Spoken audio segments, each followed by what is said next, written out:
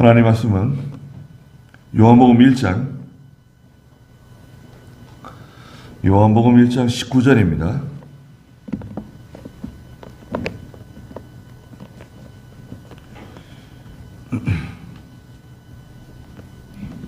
요한복음 1장 19절.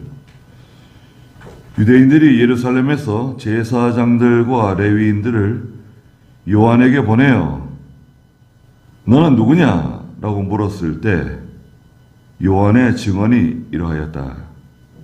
그가 부인하지 않고 분명히 고백하기를 나는 그리스도가 아니다 라고 하였다. 그들이 묻기를 그러면 너는 누구냐? 엘리야냐? 하니 요한이 나는 아니다 라고 대답하였다. 또 너는 그 선지자냐? 라고 묻자 그가 아니다 라고 대답하였다. 그랬습니다. 그래서 여기 이제 1장 19절에서 유대인들이 예루살렘에서 제사장들과 그 레위 사람들을 세례 요한에게 보내어 질문했어요. 물어봤어요. 그 요 사건이 있었던 날을 이제 첫날이라고 하고 첫날. 그 다음에 29절에서 그 이튿날이 나오고요. 그 다음에 2장 1절에서 이제 셋째 날이 나와요. 그래서 이제 첫날 있었던 일, 이튿날 있었던 일, 셋째 날, 사흘째 되던 날 있었던 일이 이렇게 시간이 지나는 걸로 이렇게 기록되어져 있습니다. 그래서 유대인들이 그 제사장들과 레위 사람들을 요한에게 보내가지고 너는 누구냐? 물어봤어요.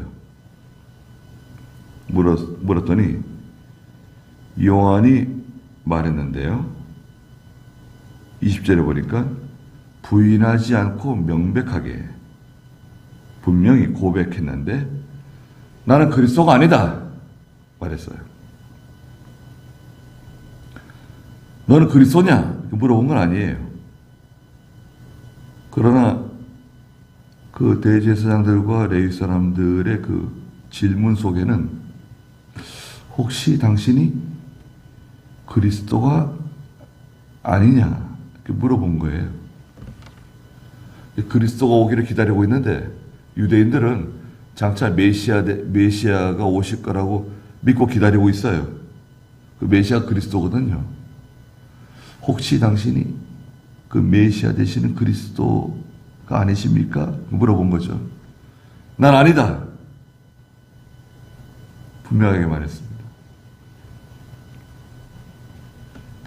마태복음 5장 37절에 보면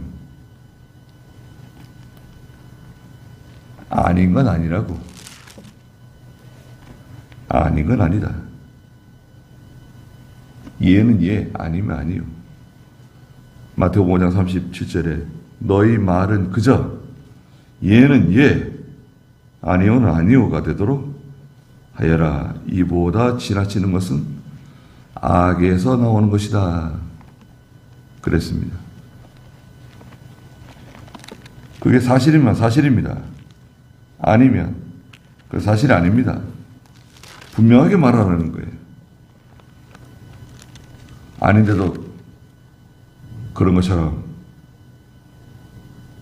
이렇게 포장하고 또 잘못하면서 잘못하지 않은 것처럼 포장하면 안 됩니다.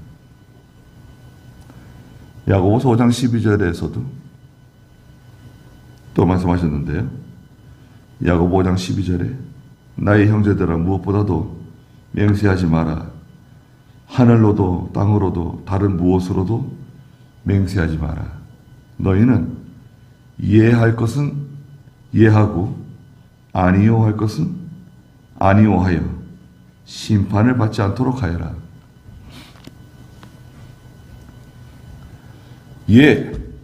이해해야 될 것은 이해.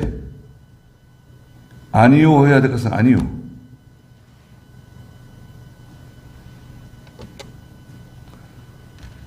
분명하게 말하는 거예요. 근데 분명하게 말하기가 쉽지 않습니다. 내가 분명하게 말하면 손해를 볼 수도 있고 핍박을 받을 수도 있고 사람들에게 미움을 받을 수도 있습니다. 그러니까 사람들은 자기 속마음을 잘 얘기를 안 해요. 이해 아니면 아니온데 입을 딱 다물고 있어요. 그것도 뭐 방법일 수도 있습니다. 입을 딱 다물고 있는 거죠. 예라고도 안 하고 아니요라고도 안 하고. 그러나 그게 정당치는 않아요. 우리는 다 알고 있으니까.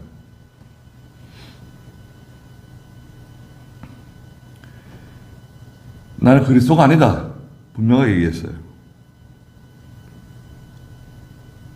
또 증거자,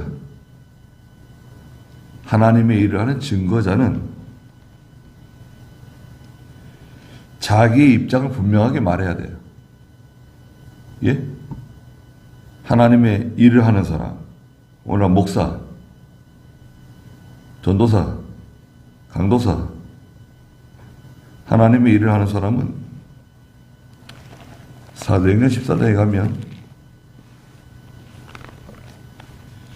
자기 입장을 분명하게 해야 됩니다. 가만히 있는다고 되는 게 아니에요. 사도행전 14장이 11절에부터 보면 사람들이 바울에게 와가지고 바울이 행한 것을 보고 자신들의 목소리를 높여 루가오니아 방언으로 말하기를 신들이 사람의 모양으로 우리에게 내려오셨다. 안진뱅이를 이렇게 세웠거든요. 사도 바울이. 안진뱅이를 일어나라고 해서 일어났거든요. 신이라는 거예요. 사도 바울은 신이다. 그러면서 12절에 그들은 바나바를 또 제우스라고 부르고, 바울과 바나바인데요. 바나바를 제우스라고 부르고 바울은 헤르메스라고 불렀으니 이는 바울이 주로 말하는 자였기 때문이다. 그 바울과 바나바에게 막 제사 지내려고 그랬어요. 그러니까 바나바와 바울이 14절에 자기들의 옷을 막 찢으면서 무리 가운데로 뛰어들어가 외쳐서 말했는데요. 15절에 너희가 어찌하여 이런 일을 하느냐?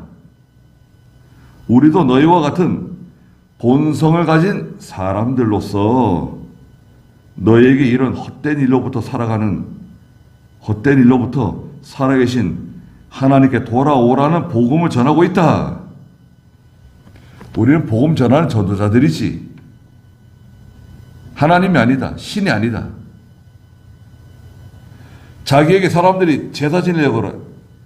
자기들 바울과 바나바에게 사람들이 다 와가지고 제사 지내려고 그랬어요. 가만히 있으면 어떻게 되는 거죠? 아무 말도 안 하고 가만히 입 다물고 있으면 그럼 제우스 되는 거예요. 헤르메스 되는 거예요. 제우스는 태양신이죠. 제우스가 이집트의 바알이에요. 바알과 제우스는 똑같아요. 헤르메스도 그리스의 12개 신인가요? 그 중에 하나죠. 헤르메스. 가만히 있으면 존경받고 높임받고 인정받고 가만히 있기만 하면 잘 될 것 같은데 바울과 바나바는 분명하게 말했어요. 그렇게 하면 안 된다. 우린 신이 아니다. 제우스도 아니고 헤르메스도 아니고 우리는 하나님의 대언자, 하나님의 종들이다. 입장을 분명하게 하는 겁니다. 그래서 오늘 요한복음 1장 21절에 그들이 묻기를 그러면 너는 누구냐? 물었어요. 아니 그러면 당신은 누구냐? 정체가 뭐냐? 엘리야냐? 그러니까 요한이 나는 엘리야가 아니다 그랬어요. 그러면 그 선지자냐? 그 선지자? 난 아니다 그랬어요. 그 선지자가 누굽니까? 신명기 18장 15절에 보면 나 같은 선지자를 보낸다 그랬거든요. 바로 모세입니다. 모세. 신명기 18장 15절에 여호와 네 하나님께서 너와 내 형제 가운데서 나와 같은 선지자 하나를 너를 위하여 세우실 것이니 너는 그의 말을 들어라 그랬어요. 나와 같은 선지자를 하나 세울 거다. 너희 가운데서.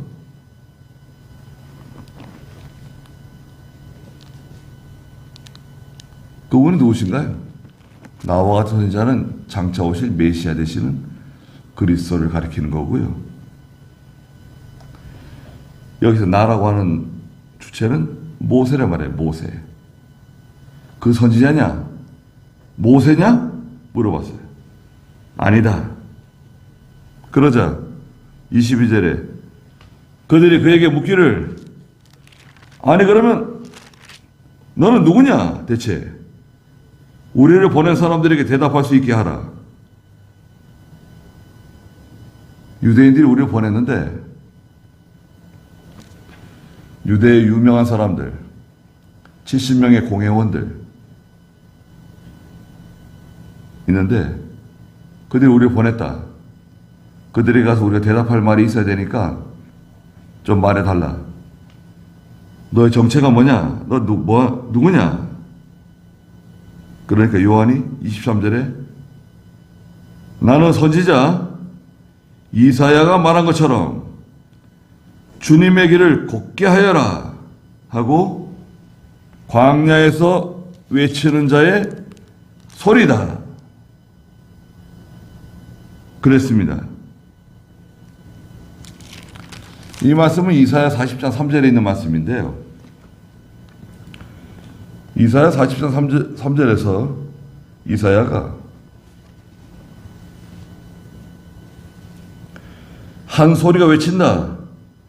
광야에서 여호와의 길을 예비하여라.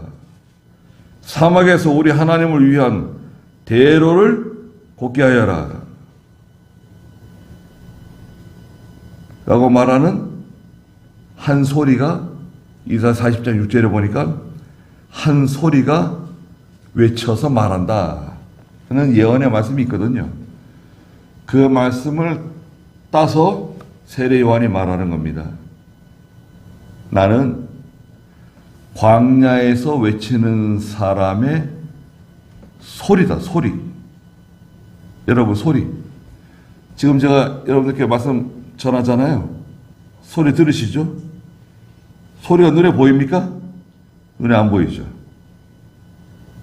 소리는 듣는 사람에게 혹은 청중에게 전달하고 나서 그 존재는 사라지는 거예요. 소리는 전달하는 역할만 해요. 전달하는 역할. 전달하는 역할만 하는 거예요. 그게 소리가 하는 일이에요.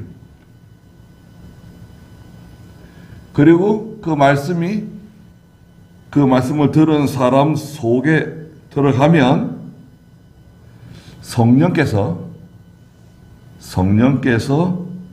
그 말씀 가운데 역사하세요. 성령께서 역사하신다.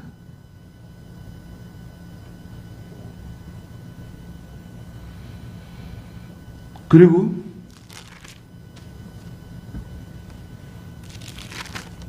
(24절에) 그들은 바리새인으로부터 보냄을 받은 자들이었다. 그들이 또 물어 가로되 또 물어 말하기를 그러면 네가 그리스도도 아니고 엘리야도 아니고 그 선지자 모세도 아닌데 아니 어찌하여 세례를 주고 있느냐 물었어요. 세례? 네가 뭔데 세례를 주느냐 이거죠. 엘리야도 아니고 모세도 아니고 그리스도도 아닌데 왜 세례를 주느냐? 그러니까 요한이 26절에 그들에게 대답하여 말하였다. 나는 물로 세례를 주고 있으나 너희 가운데 너희가 알지 못하는 한 분이 서 계시니 너희 가운데 너희가 알지 못하는 한 분이 서 계신다. 그분은 내 뒤에 오시는 분이시다. 그렇죠. 요한 뒤에. 사도 요한은 예수님보다 6달 먼저 태어났어요. 그 뒤에 온다는 표현을 쓴 겁니다. 나는 27절 중간에 그분의 신발끈을 풀어드릴 만한 자격도 없다. 신들매 매일 자격인가요? 전에는 어떻게 번역했나요? 신들매 신발끈이죠. 신발끈 풀어드릴 만한 자격도 없는 사람이다. 자기를 낮추는 세례 요한입니다. 물세례가 있죠. 물세례. 물세례는 교회에서 세례를 줄 때 그 머리에 물을 끼얹어서 이렇게 세례를 주잖아요.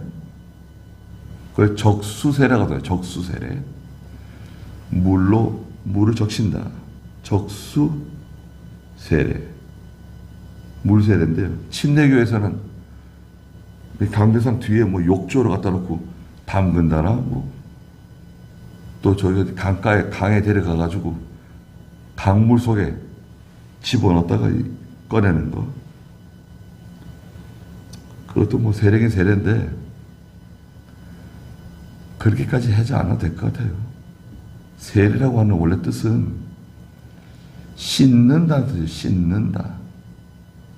단어가 밥티조라고 하는 단어인데 씻어서 깨끗하게 한다 이런 뜻이에요. 거기에 뭐 목욕한다. 목욕하고는 좀 다른 것 같아요. 네. 물로 씻어서 깨끗하게 한다. 이런 뜻입니다. 요즘 뭐 세례를 베푸는데 좀 이상하게 세례 베푸는 것도 있는 것 같아요. 그건 정당하지 않습니다. 네. 세례 요한에게 여러분 상상해 보세요. 수많은 사람들이 세례 요한에게 세례 받으러 나왔어요. 그 요한이 그 사람들을 일일이 데리고 요단강에 들어가 가지고 세례를 주었다. 그렇게 해석할 수도 있지만 어떤 분들은 심지어 사람들이 많이 왔잖아요. 요단강 물가에서 빗자루 같은 거 있잖아요. 빗자루 같은 거. 뭐 여기 빗자루 있잖아요. 수수 빗자루 같은 거 있잖아요. 요단강 물을 여러분 요단강 물을 척척 적셔가지고 물을 쫙 뿌렸을지도 모른다 이거예요. 그것도 세례다. 물에다 그냥 잠궈야 세례가 아니라 침례교는 우리가 진짜 세례고 다른 교회에서 하는 세례는 가짜다. 이렇게 또 주장해요. 그렇게 하면 안 된다 이거죠. 네. 또 성경에 보면 예수님께서 세례 요한에게 세례를 받으시고 물에서 올라오시니 그러셨어요. 물 속에서 올라오셨다 그러지 않고 그냥 물에서 올라오셨다 그러셨어요. 그러니까 물세례가 있어요. 세례의 원래 뜻은 씻는다, 깨끗하게 씻는다 이라는 뜻을 갖고 있다. 그 성경에 또 불세례가 있어요. 불세례. 마태복음 3장 11절에 보면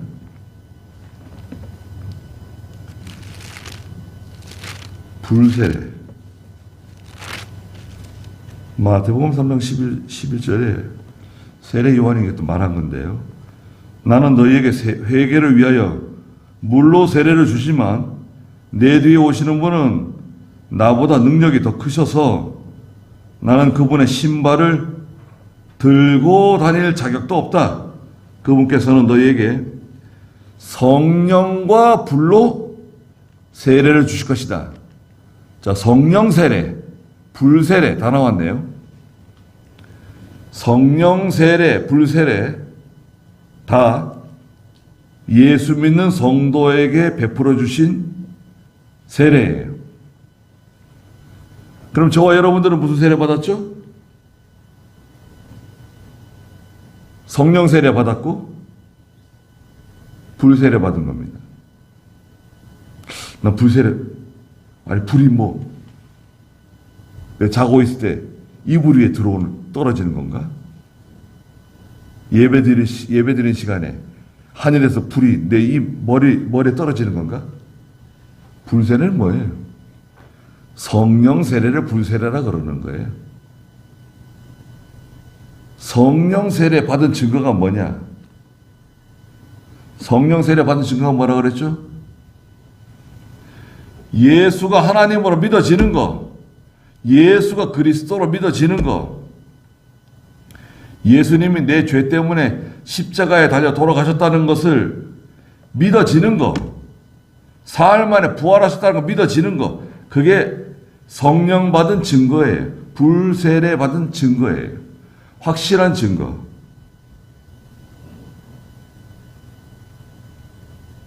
그 불세례 받으려고 그럴 필요도 없고 또 물세례 받으려고 쫓아다닐 필요 없어요. 이미 세례 다 받았는데. 교회에서 세례 받는 거 불세례예요. 물세례예요. 그리고 예수 믿는 사람이요. 천주교로 갔어요. 예수 믿다가 교회에서 뭐 상처를 받았는지 천주교회로 갔어요. 천주교회 가가지고 거기 영세를 또 받았어요. 그러면 안 돼요.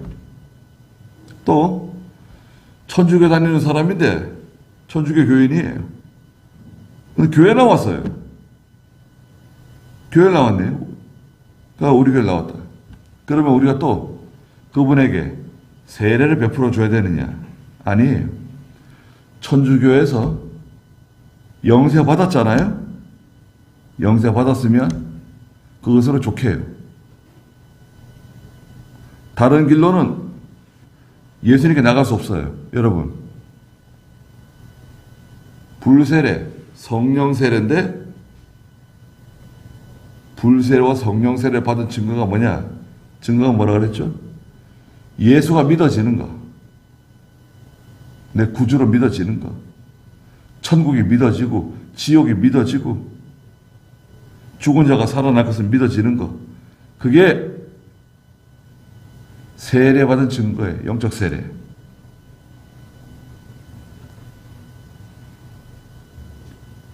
그래서 세례 요한이 나는 그분의 신발끈을 풀어드릴 만한 자격도 없다.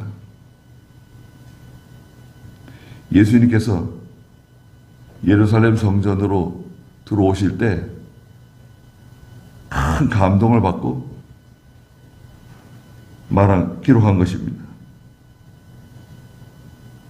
이것은 28절에 요한이 세례를 주던 요단 건너편 베다니에서 일어난 일이었다 그랬습니다. 요한이 세례를 주던 저 요단강 근처 베다니에서 있었던 사건이다. 기록해놨습니다.